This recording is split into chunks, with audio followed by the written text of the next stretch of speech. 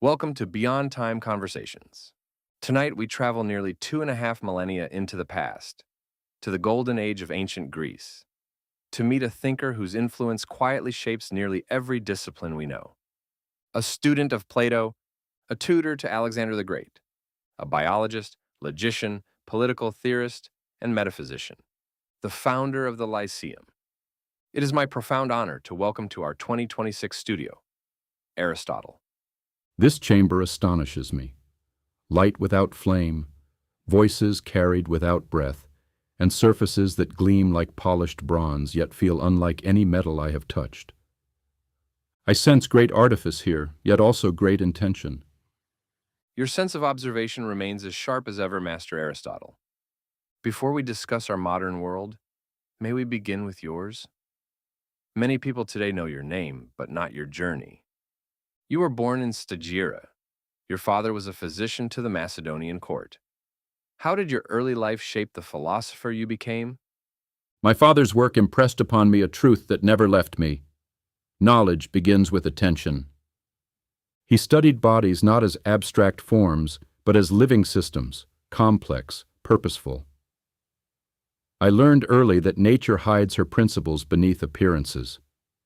When I later entered Plato's academy in Athens, I encountered a different approach, one that sought eternal forms beyond the sensory world. I admired my teacher greatly, but I could not ignore what I saw before me: plants, animals, politics, change.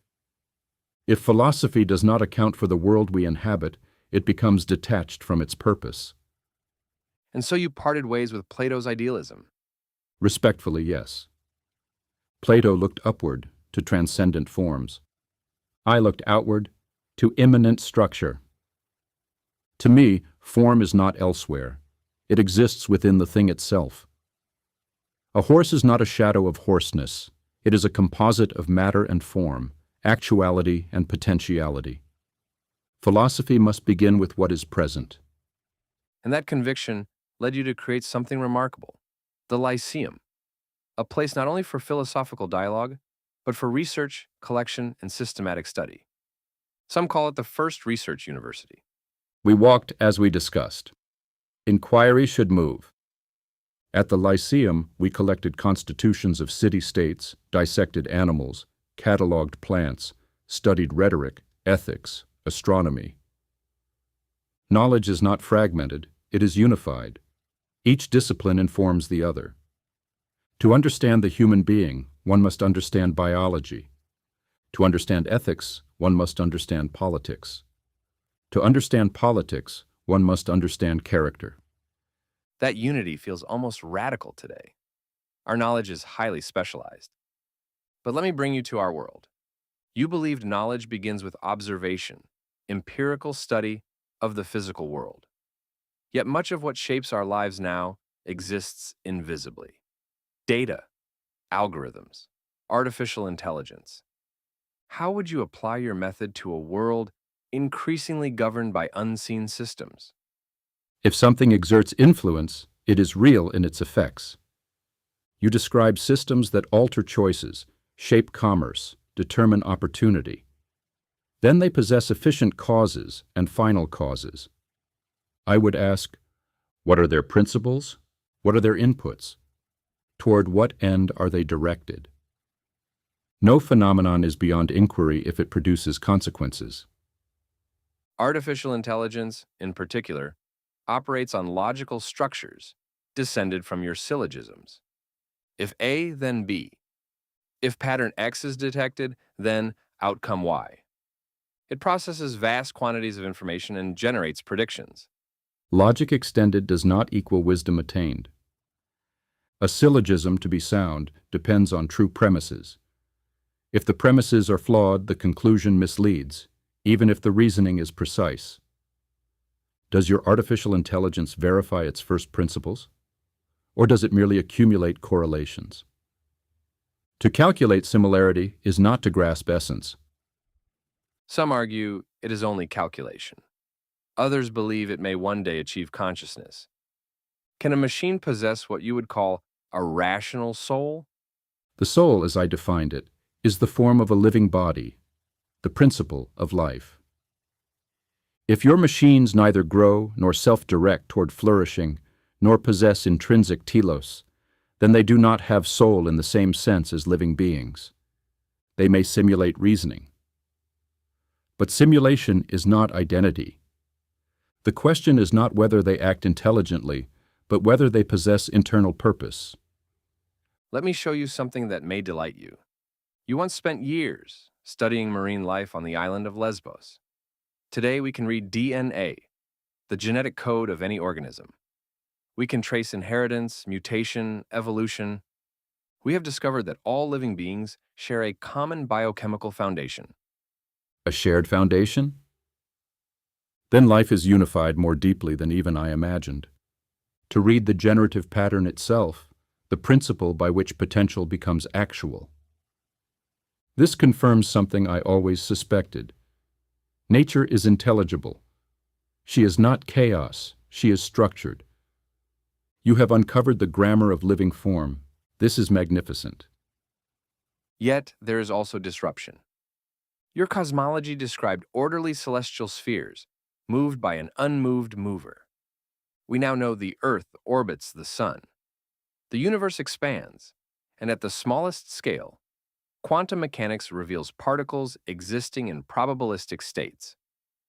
Causality appears statistical. If causation becomes probability, then necessity yields to tendency. This challenges my physics. Yet I caution, even probability obeys law. Chaos without structure cannot produce stable worlds. Perhaps your discoveries do not abolish order, but relocate it. Perhaps necessity operates at levels deeper than immediate observation. That is a remarkably adaptive response. Let us turn to politics. You studied 158 constitutions. You believe the polis exists, so humans may achieve eudaimonia, flourishing. Today, many democracies struggle with polarization, misinformation, and declining trust. What would you say to modern democracies? No constitution survives without virtuous citizens. Laws shape behavior, but character sustains order. If a democracy values freedom but neglects education in virtue, it decays into faction. Excessive inequality also destabilizes governance. When wealth concentrates too narrowly, resentment follows.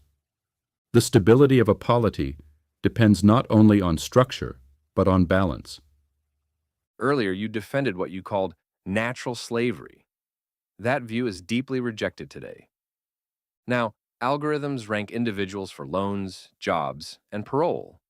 Some fear a new kind of technological stratification. Are we repeating your error? The comparison is uncomfortable. My error, if you call it so, arose from limited observation and cultural blinders.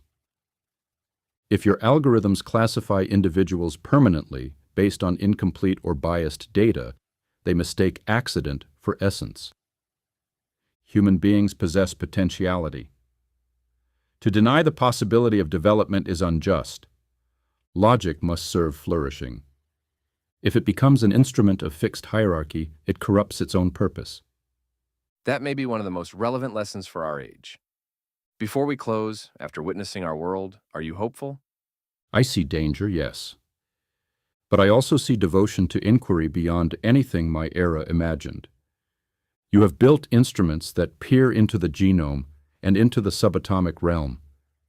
You have extended logic into machines. The love of wisdom persists. The question remains the same as in my time.